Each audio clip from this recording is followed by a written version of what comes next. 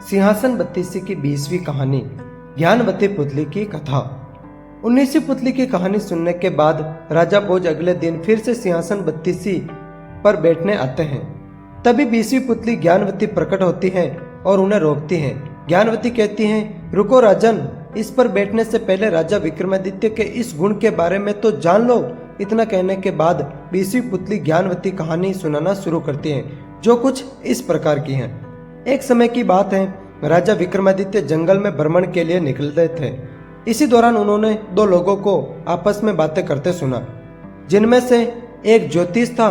ज्योतिषी ने वहां मौजूद अपने दोस्त से कहा, मुझे ज्योतिष विद्या का पूरा ज्ञान प्राप्त है। मैं तुम्हारे भूत, वर्तमान और भविष्य के बारे में सब कुछ बता सकता हूँ। लेकिन उसके दोस्त को उसकी बातों में कोई रुचि नहीं थी, इसलिए उसने ज्योतिषी से कहा, तुम्हें मेरे भूत और वर्तमान के बारे में पूरी जानकारी है, इसीलिए तुम ये सब बता सकते हो, और भविष्य के बारे में जानने की मेरी कोई इच्छा नहीं है। इसीलिए अच्छा होगा अगर तुम अपने ज्ञान का बखान न करो। ज्योतिषी इतने पर भी नहीं चुप हुआ। उसने आगे कहा, जंगल में बिखारी हुए इन हड्डियों को देखकर मैं यह बता सकता हूँ कि यह कौन से जानवर की है और उसकी मृत्यु कैसे हुई है। इस बात में भी उसके दोस्त ने रुचि नहीं ली।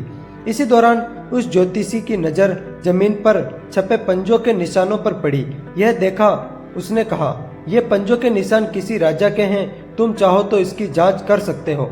ज्योतिषी ने बताया, राजा महाराजा के पैरों पर कमल के निशान होते हैं, जो यहाँ भी हैं। ये बात बिल्कुल सत्य है। इस पर उसके दोस्त ने सोचा कि क्यों न इस बार ज्योतिषी की बात की जांच कर ली जाए, नहीं तो वो अपने ज्ञान का बखान ऐसे ही करता रहेगा।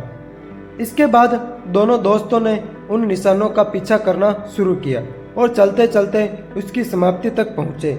वहाँ उन्होंने एक लकड़हारे को देखा। ज्योतिषी ने उसे अपने पैरों को दिखाने को कहा।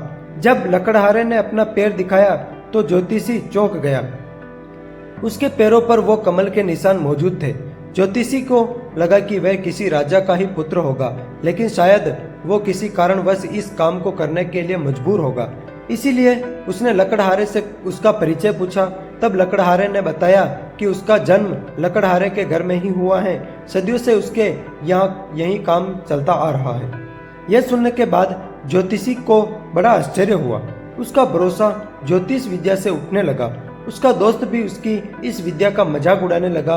इस पर ज्योतिषी ने कहा, ऐसा कैसे हो सकता है?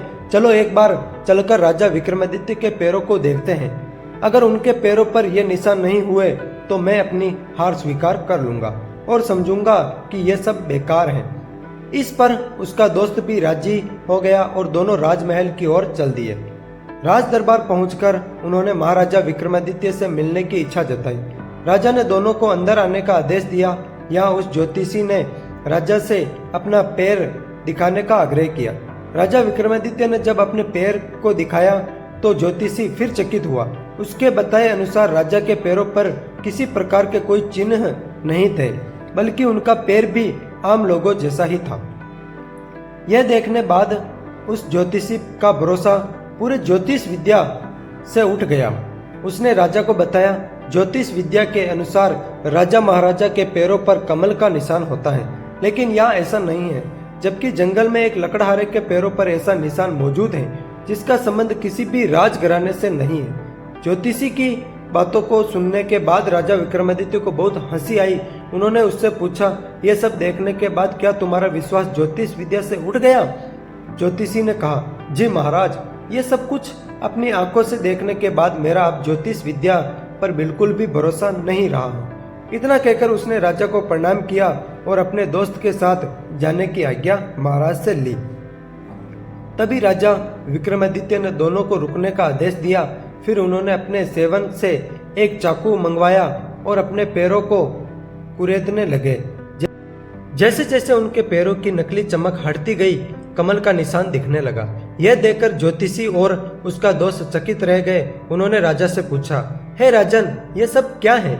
इस पर राजा ने कहा, आप बहुत बड़े ज्ञानी हैं, आपके ज्ञान की सीमा बहुत बड़ी है, लेकिन यह सब तब तक अधूरी रहेगी जब तक आप इसका बखान करते रहेंगे। राजा ने बताया, जंगल में आप दोनों की बातें मैंने सुन ली थी। वन में आपने जिस लकड़हारे से मुलाकात की वह मैं ही था। यह सब मैंने इसलिए किया ताकि आपको यह समझा सकूं कि एक ज्ञानी को कभी अपने ज्ञान का बखान करने की आवश्यकता नहीं होती है। इस कहानी को सुनाने के बाद 20वीं पुतली ज्ञानवती ने राजा भोज से कहा कि अगर आप भी राजा विक्रमादित्य की तरह गुणवान हैं तो इस सिंहासन की ओर बढ़े।